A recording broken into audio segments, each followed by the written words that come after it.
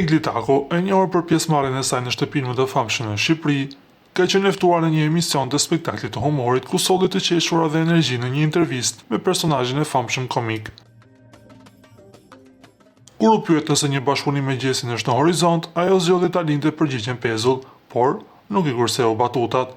Tani do bëjmë apo s'do bëjmë këngë bashkë, kjo është akoma duke u parë. Ama titulli është i sigurt, nëse do ta bëjmë titulli është, mos i hyj thellit.